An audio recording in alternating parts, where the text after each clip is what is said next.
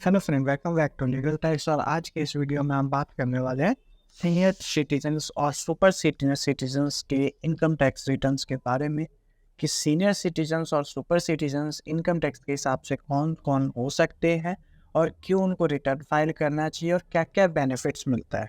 तो आज का वीडियो में हमारा टॉपिक ये है। तो सबसे फर्स्ट ही आता है कि सीनियर सिटीजन कौन होते हैं एंड सुपर सीनियर सिटीजन कौन होते हैं। तो नॉर्मली जो इनकम टैक्स के हिसाब से जिनकी एज 60 ईयर्स या उनसे अबव है तो सीनियर सिटीजन बोला जाता है, और जिनकी एज 80 ईयर्स से ऊपर होता है, जो मैंने नॉर्मली यहाँ पे मेंशन किया हुआ है ऑलरेडी, वो आप देख सकते हैं। मैं यहाँ से रीड करके, एज इज अबव 60 ईयर्स और more but less than 80 years, ये आप पे हो गए सीनियर सिटीजन। और विल सुपर सीनियर सिटीजन हो गए उनकी एज जिनकी 80 से अबव हो गए, वो सुपर सीनियर सिटीजन हो जाते हैं as per according to income tax. ठीक है, ये आपका ऑलरेडी इंडिविजुअल हो सही 60 ईयर्स तो नॉर्मल आईटीआर के लिए हो गया, सीनियर सिटीजन ये हो गया, सुपर सीनियर ये हो गया। अब आ जाती है एज पर old tax regime tax slab rate for senior citizens और सुपर सीनियर सिटीजन्स। तो इसकी आ जाती है। तो इसके ऊपर अब हम देखते हैं। जैसे आपका जो अभी आईटीआर फाइल होगा उसमें फाइनेंशियल ईयर 23-24 के लिए होना है। उसमें आपका जो इनकम टैक्स का बेनिफिट्स मिलता है वो अप टू 3 लाख का होता है, जिसमें नील की फाइलिंग होती है। अप टू 3 लाख से 5 लाख तक उसमें 5% ऑफ इनकम टैक्स रुपीज़। ठीक है, 5 से 10% ये हो गया आपका। उसका अबाउट 10 लाख से ऊपर होता है। तो ये सारी चीज़ें हो गई। अब आ जाती है बात सुपर सीनियर सिटीजन्स के लिए क्या होती है। तो सीनियर सिटीजन्स का जो मेनली होता है वो 3 लाख तक का होता है, और जो सुपर सीनियर सिटीजन्स होते हैं उनका 5 लाख तक का होता है। ठीक है, ये आपका मेन चीज़ आ जाता है। इसके बाद आपकी आ जाती है बात कि सुपर सीनियर सिटीजन्स में आपका अबव, जैसे ये फाइनल है उसके बाद 5 लाख से इसके ऊपर आपका आ जाता है 20% अबव 10 लाख के ऊपर, ये हो गया आपका। नेक्स्ट आ जाता है income tax slab rate as per new tax maxima for senior citizen and super citizen. वो जो हम आपको बता रहे थे ओल्ड टैक्स मैक्सिमा था, ये आपका ओल्ड न्यू टैक्स मैक्सिमा है। जैसे आपका 3 लाख तक है नील है, 3 से 5-6 तक है तो 5% है। ठीक है, 6 से आपका 9 तक है तो 10% है। ये सारी आपके आगे जब 15 से होता है तब जाके आपका 30% लगता है। ठीक है, अब आ जाती है मेन की क्या क्या सोर्सेस है जो आपको आईटीआर फाइल करना है सीनियर सिटीजन्स का और सुपर सीनियर सिटीजन्स का।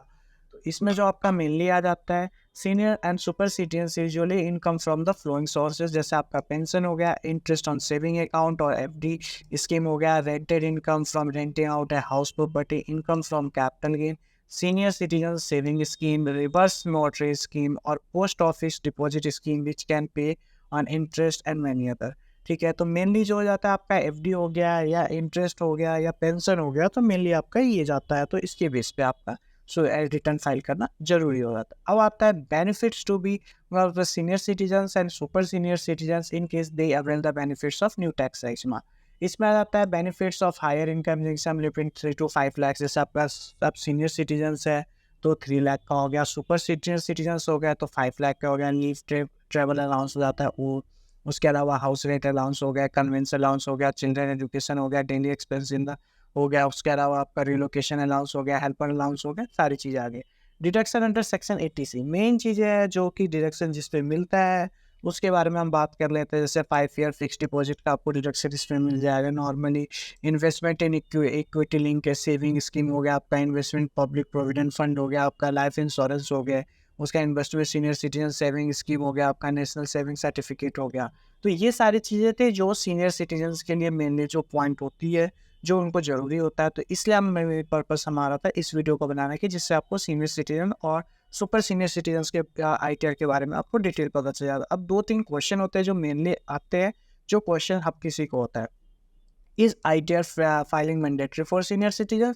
तो हाँ, मैंडेटरी होता है। अगर आपका कोई पेंशन आ रहा है या आपका कोई एफडी है तो उस केस में आपको मैंडेटरी होता है फाइल करना। Which ITR form is required to file income tax return. देखिए मेनली अगर आपका पेंशन आ रहा है उसके रिगार्डिंग है तो ये मैं आपको रीड कर देता हूँ, जिससे आपको senior citizen have to file ITR one if their income consider salary और pension, rent from residential property और income from other sources as interest. However, if the income includes salary or pension, rates from residential property, income from sales of capital assets such as share or property और income from other sources, तो उसमें आपका ITR to file होगा। Normally आपका pension आ रहा है या FD है तो आप आईटीआर वन फाइल कर लीजिए। अगर आप शेयर मार्केट या ट्रेडिंग के रिगार्डिंग आप कुछ करते हैं तो उसमें आपका आईटीआर टू फाइल होगा।